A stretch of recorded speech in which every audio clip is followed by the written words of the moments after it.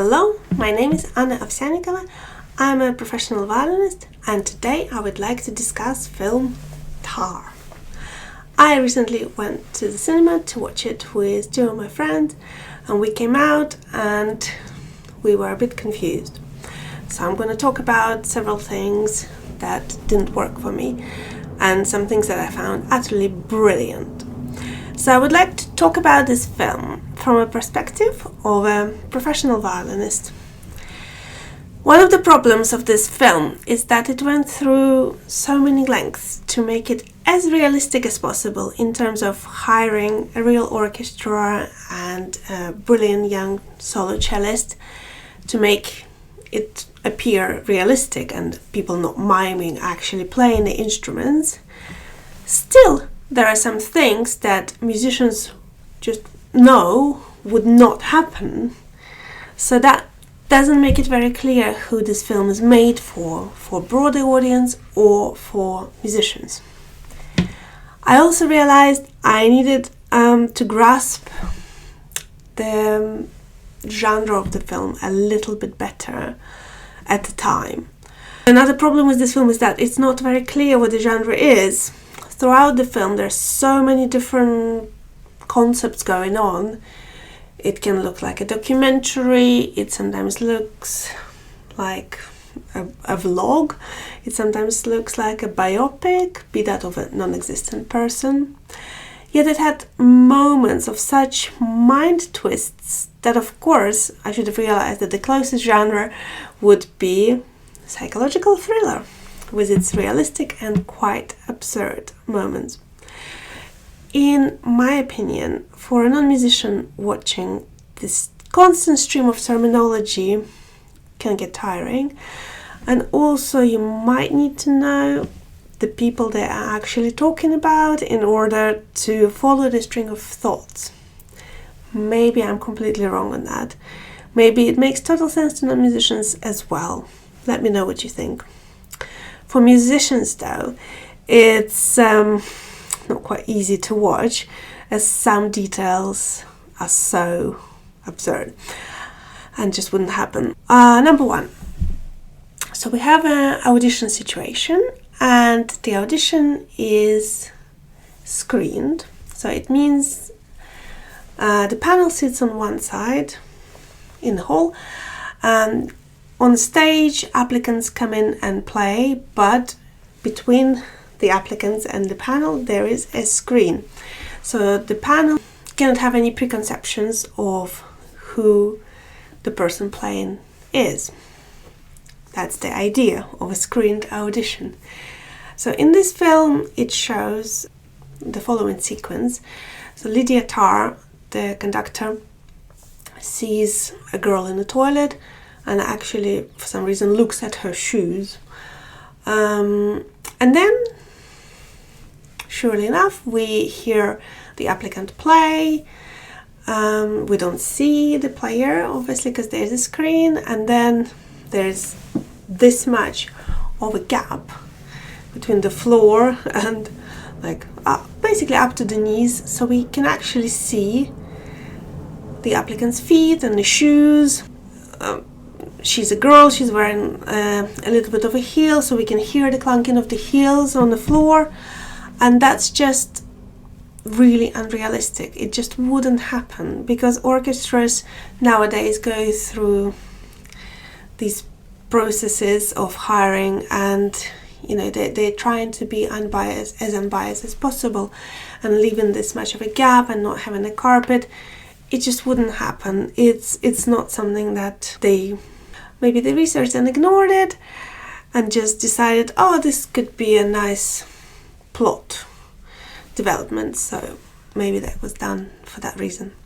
Number two is when Lydia Tarr walks on the podium when the concert's already going on and there's someone else already conducting and tackles that conductor and beats him up.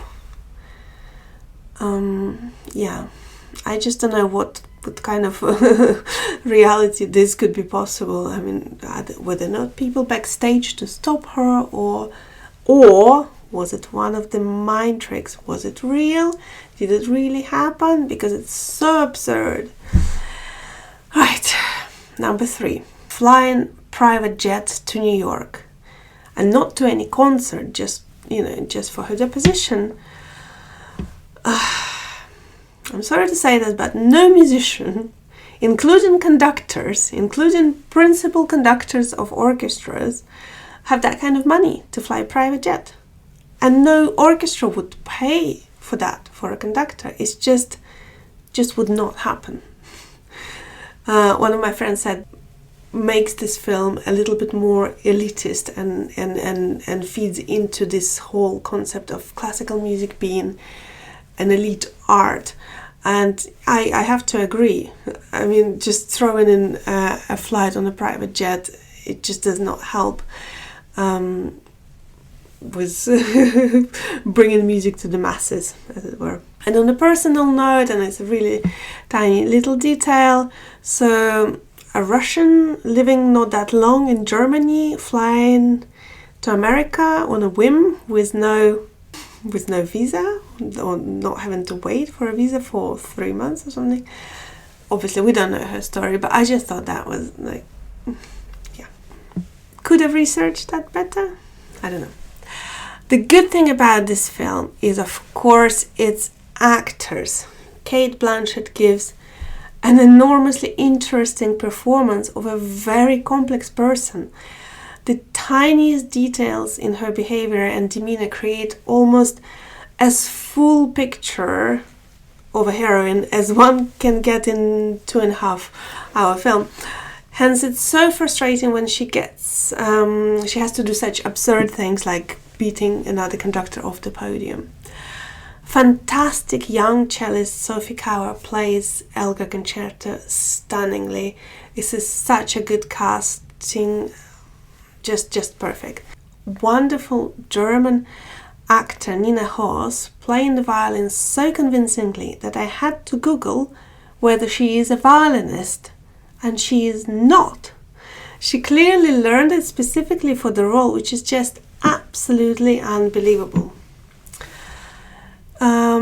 I found some of the topics discussed obviously thought-provoking. For example, I'm still not 100% decided where I'm at on the whole separate artist's private life from their art thing.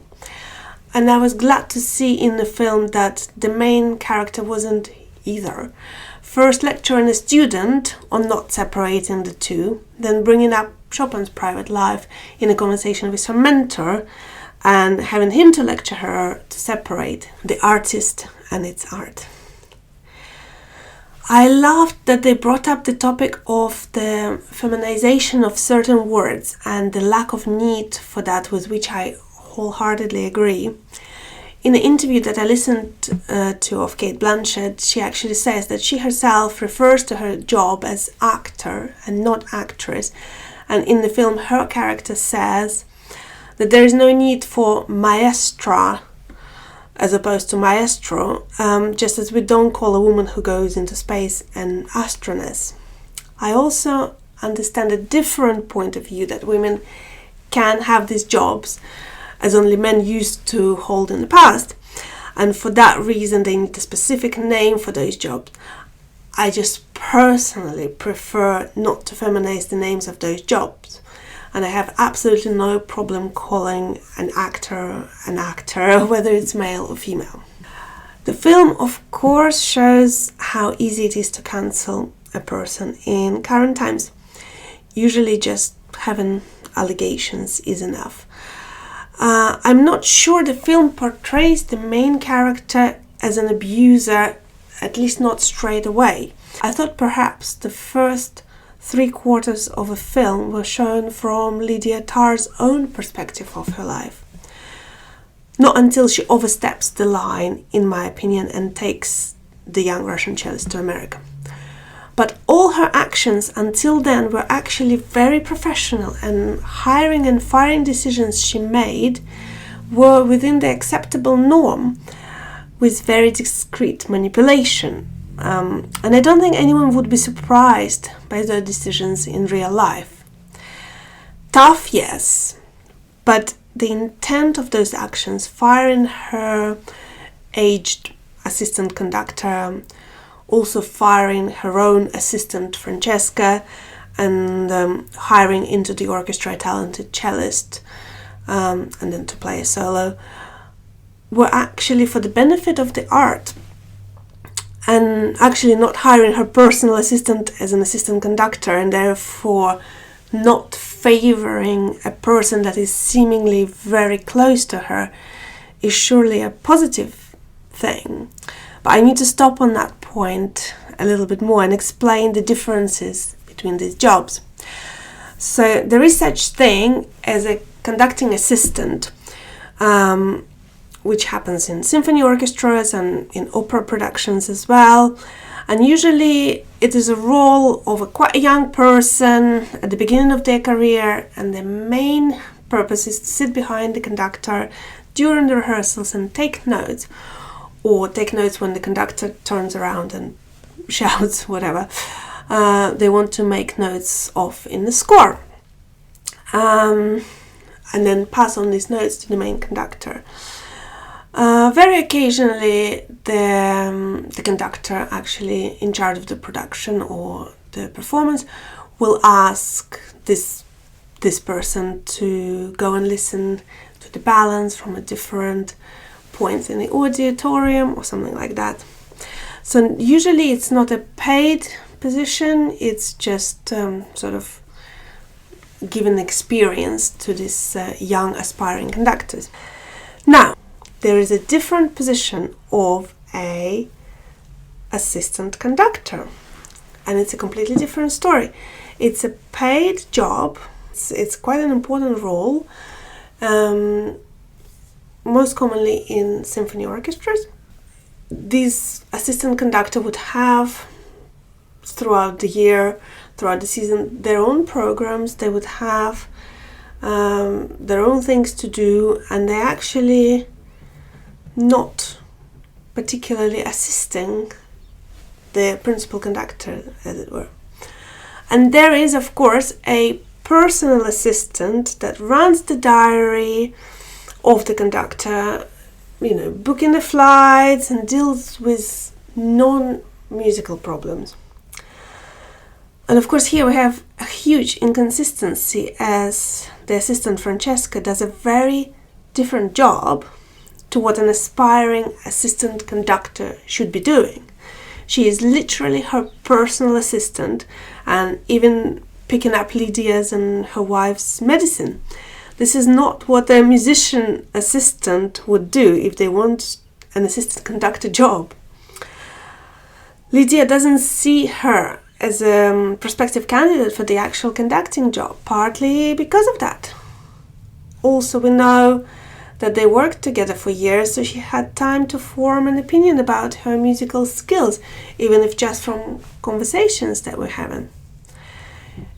It becomes clear at some point in the film that Francesca is holding a massive grudge against Lydia, and we can deduct that she probably teams up with the young cellist Olga, and that is what we see at the very beginning of the film when someone goes live on a mobile phone.